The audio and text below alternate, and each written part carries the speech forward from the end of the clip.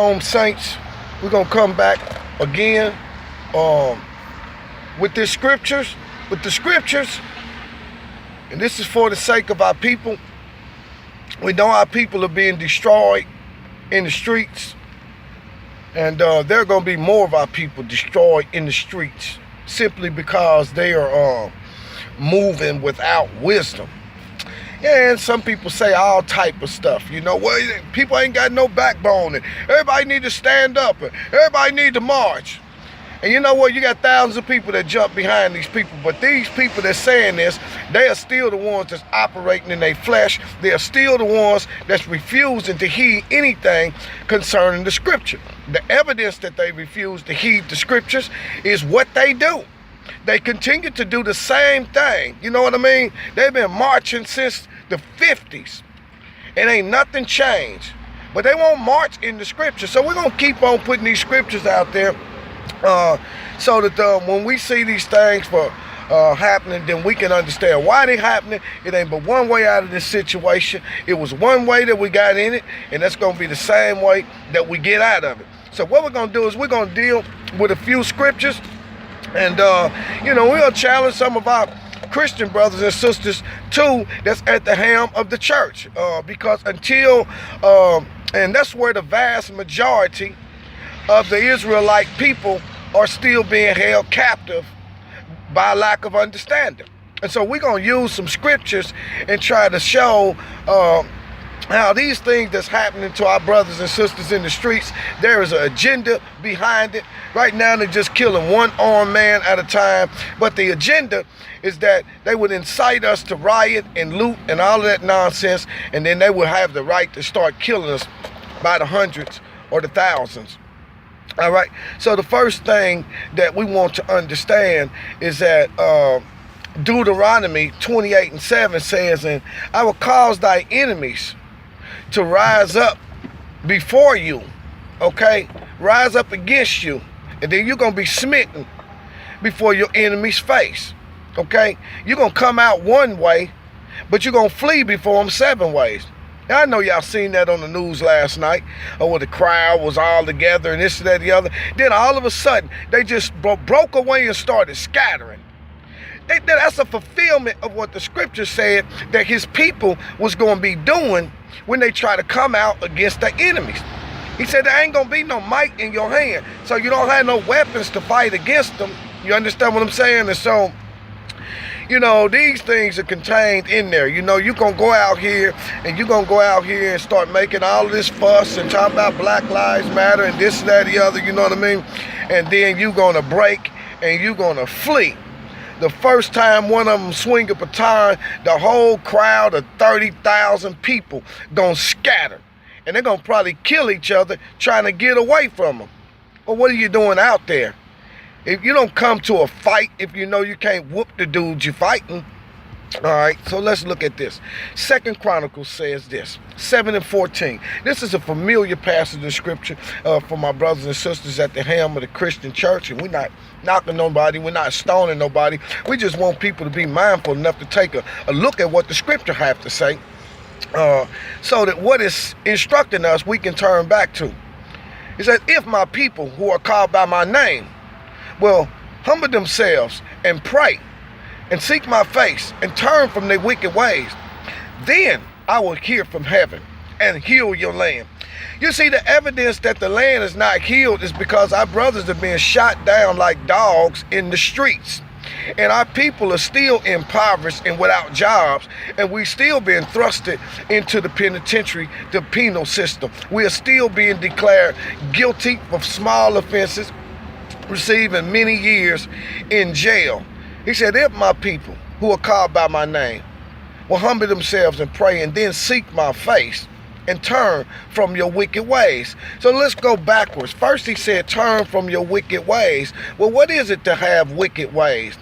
What it is to have wicked ways is to be a transgressor of the Father's law, which is his instruction, okay? He said, if you transgress my law, then I'm classifying you amongst the wicked because you have no standard to live by. Okay?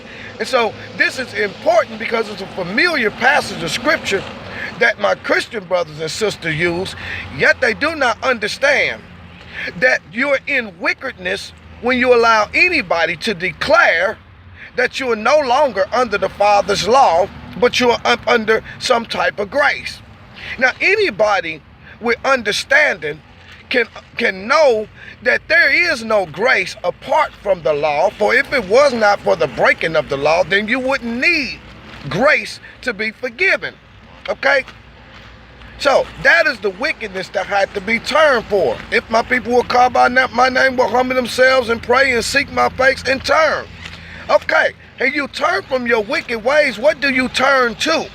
You turn to seek his face back into the scriptures, back into the commands, the statutes, and the judgments, so that we can have something, a standard of righteousness to live by. But before that, we must be humble. If they will humble themselves. Humble yourself. Humble yourself from what? What causes a man to have pride is when he is sealed in his heart that he is right and there is nobody that can tell him otherwise. Well, the Father is saying you are in wickedness and you need to turn, but the only way you're going to be able to turn is if you humble yourself and come to the understanding that you are the one that's standing outside of the blessings of the Most High. We seek his face in the scripture. But before you can turn, before you can humble yourself, before you can seek his face in the scripture, you must first identify with the first verse. If my people, and my is personal, my is specific. It says this particular people belongs to me. If my people who are called by my name, then I gave them a name that they are called by. Now let me ask you, did the Father give you the name of Christian? Can you find that anywhere in scripture? I know where it said in Acts, they were first called Christians at Antioch, but the Father was not the one that called them Christians. The Father gave them a name. Okay? And if you don't identify with the name that the Father, and he said, if my people, that meant that it was a vast majority of people, that it was just simply a possibility that they may accept the truth of Scripture when it came. If my people who are called by my name will do these things. But if you got our brothers and sisters at the helm of the Christian church, you understand what I'm saying, that are leading all of these people that cannot identify who the Father's people are, then there is no way possible for them to humble themselves and pray and seek the Lord's face. This is the scripture. And if I had to ask one of you guys out there that you need to break this scripture down and make it plain so that you could be able to identify who the Father's people are, because that is what the scripture is aimed at. He said, if my people who are called by my name will humble themselves and pray and seek my face and turn from their wicked ways. Now, if the Father said that you'll operate in wickedness, who is anybody to say anything different? He said, then I will heal the land. The evidence and the manifestation that our brothers and sisters are operating in wickedness is the very fact that the Father is allowing us to still be destroyed and our land is not being healed. So we wanted to drop that out there. Now we're going to back this up with some more scripture, okay? And that is coming out of Hosea 4th chapter, 5th verse. It says, my people are destroyed. There it is again. My people. So you have to look in the world at the particular people that are being destroyed. And this is the one thing that my brothers and sisters at the helm of the Christian church continuously do. They will not look at the people in light of scripture as specifications and clarifications are concerned. But here is another specification. A precept upon a precept, another specification. If my people, and then my people are being destroyed. Why? because they lack knowledge. Lack knowledge of what? They lack knowledge of what Chronicles said. They lack knowledge of what people they are and what name that they are called by. And therefore, they cannot walk by the Father's commandments because they don't understand that they were given to them. My people are destroyed because of a lack of knowledge of the holy commandments, statutes, and judgments. My people, they are destroyed for a lack of knowledge. Next verse says, because you have rejected knowledge. Here you go again to my brothers and sisters at the helm of the church. This is the scripture that we are talking about. And many times we reject the scripture. Because you have rejected my knowledge, I shall reject you. And because you have forgotten my law, I am going to forget your children, and thou shalt be no priest unto me. See, in the beginning, in the book of Exodus 19:6, he said, for thou shalt be a kingdom of priests. And please write these scriptures down. Thou shalt be a kingdom of priests, a holy nation.